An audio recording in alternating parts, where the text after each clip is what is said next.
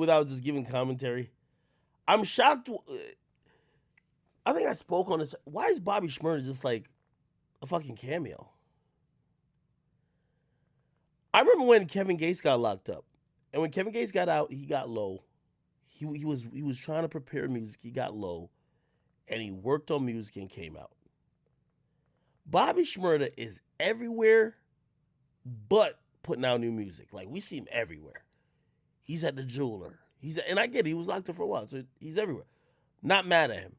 But I looked at him ever since he got out to say there's rappers who want that hype that are using him. And I look at him in everybody's music video. I look at him promoting everybody else's brand. And I'm like, Bobby, could you just drop a hot song already? Because this shit, as I said, celebrity and fame is fleeting. This shit don't last forever. And Bobby might be lit right now because we care about him. He held it down, went to jail for a long time. But I'm going to tell you this right now. If he don't drop a single within the next couple of months that people care for him. And by the way, let me tell you how this. What I do believe is happening too, why he hasn't released music, I don't think he doesn't have the music. I think he's probably also figuring out some label shit. Bobby Shmurda, when he went to jail, was on Epic Records.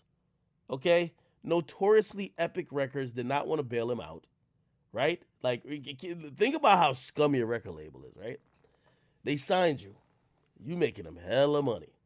But of course, you get locked up. They don't want nothing to do with you because they're not going to be in court with you showing their, like, documents and paperwork and fucking financials to help get you free. When it was time for Epic Records to possibly put up money to get him out on bail, that did not happen. They would not take the responsibility or the financial responsibility to do it. Bobby Shmurda's mom, who had quit her job because her son became a star, probably linked up with family or whatever, and they had to put up a couple houses. And even then, the judge said, we're going to turn down that bail package. So I could imagine sitting in jail, Bobby Shmurda probably had some resentment for Epic Music. Shit, I would too. Now he's out and he's free. Let me put in mind, and let me keep putting this out there.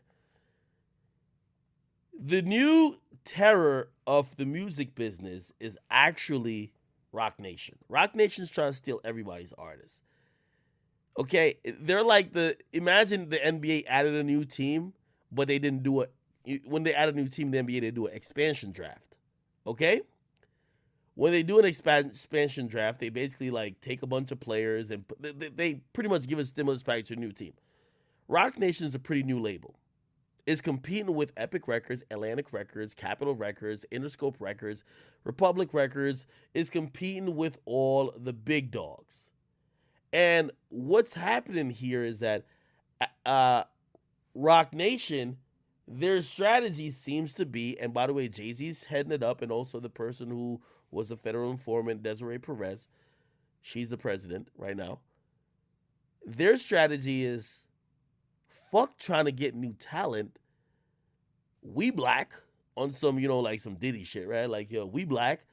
Let's poach the current artists from other people. Roc Nation is trying to get Meek Mill from out of MMG to be signed to Roc Nation. They gave him a deal for Dream Chasers. So Dream Chasers, which is Meek's label, is on Roc Nation. They're trying to get Meek from MMG and Atlantic to be on the Roc Nation. They're trying to get Meg Thee Stallion from Cole Crawford to be from Cole Crawford 13 or whatever records to be on Roc Nation. They got lawsuits flying over that, injunctions, all type of shit. They tried actively to squeeze out Don Cannon and DJ Drama out of Uzi's business and to get Uzi on Roc Nation as well. By the way, for all the artists they can't sign, they manage all of them. So if you ask me what's going on, I think with the assistance of Meek and some of the other people that have been around Bobby, they're trying to get Bobby on Roc Nation. But when you're doing that, you got to handle who he signed to first. He probably don't like Epic Records, but Rock Nation gonna smooth that out. They gonna be like, we're his management. He wants to be over here with us. What we gotta do? Epic Records. They're gonna be like, even if we ain't bail that nigga out, he still owes us whatever. I think they're actively gonna try to bring him over to Rock Nation. So if you ask me, to make a long story short, why I think he hasn't put out music, I think he's sorting out his situations with his label. Okay? But still, as a fan, when I see him being a cameo in everybody else's shit, I'm like, come on, bro. Anyway, I apologize for that little soliloquy. Let me go back and I'm gonna play the whole Meek song, okay? Thoughts on that Meek Mill song? I think it was good. I think it was good. I think it's different though. So again, and I know y'all will always say any comment I have on Meek will always probably have some tint of maybe biasness or some shit like that. The nigga threatened my life. I can't really speak too unbiased about him. I'm sorry. But I tried to. That song was good. The thing I would probably say though with Meek is that I've watched rollouts for him before. There's a few things he always checks a couple boxes. He kills. I mean, kills like a fucking what's it called? He usually kills a Funk Flex freestyle. Kills it. Like one of the few people who shows up to a radio station album week or a couple weeks before an album and annihilates it. He always checks that box and gets an A plus. He also, at least if you ask me, he heats up the streets. And I know some of y'all be like, yo, Ack, what the fuck you know about the streets? It's not necessarily about the streets, it's about the type of music he's putting out. If you think about Meek, like, I remember when Meek did the 4 for 4s, and like, I ain't talking about food, motherfuckers. Like, he dropped like 4 tracks, and he did like part 1, then part 2 later. Yo, some of those tracks were some of the hardest tracks. This was after the Drake beef. And by the way, keep in mind, his back was against the wall, this and third. He dropped some of the hardest motherfucking tracks I've ever heard from Meek Mill. Not only that, Meek hopped on, like, I believe like it was like he hopped on a couple beats. Panda, he did like a little remix to that. He did a remix to Summer 16. He did a remix to All the Way Up. Brilliant. Like, that nigga was going crazy. Okay? And I think that was the, like, watching his career, that he needed to do that to get people back into Meek Mill zone before he put his album out. It's been 3 years since Meek Mill has put out music. It was 2018 the last time he put out Championships. I get it. He did also release like an EP. I get it. It was cool, but things I believe is different. I don't think we're living in the era or we're having a Meek Mill wave anymore. And there's actually nothing wrong with that. I don't want to like, make it seem like I'm trying to shame him or anything, but I don't think we're in that Meek era where like his momentum and buzz is like at an all-time high. So with that particular track I heard, if I was an advisor to him and I was really giving him good advice, I would say, yo, that was a good opener. That was a good starter. But yo, next week, hit them with another shit.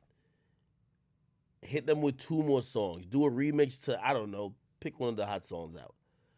And Meek has to kind of build it up again. And this has nothing to do with his brand because he's done his thing in hip hop.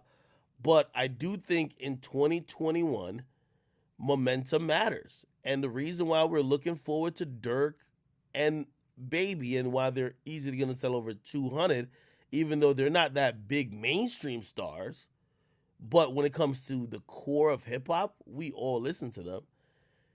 The reason why is because they've built up momentum with their past releases. I don't think Meek has that momentum right now. You get me? And could he get that back? Absolutely. Somebody said Meek was on Demon Time after back. Yeah, he put out some of his best music. Bro, there's something about an artist having their back to the wall, bro. Like they be putting out some. Yo, I still think to this day, Tory putting out some of his best music. That nigga rapping like he's on TTC Metro again. Like he is rapping, trying to almost convince people he is a good rapper. What else? What else dropped? What else dropped? All I'm saying about Meek is that it just feels a little bit different this time. I don't see the momentum.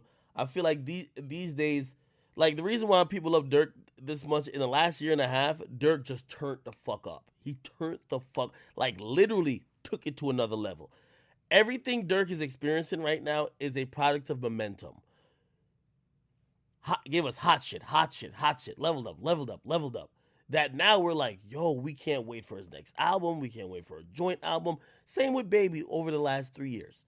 I think Meek took a step back, or not back, but he went absent from music, right? When you don't put out music for that long, people are always going to have questions. Shit, if people got questions about Drake and he's the fucking greatest, they definitely going to have questions about Meek. And I think he could silence it, but he got to heat shit back up. That's it. All right, man, them Lakers really lost. What else?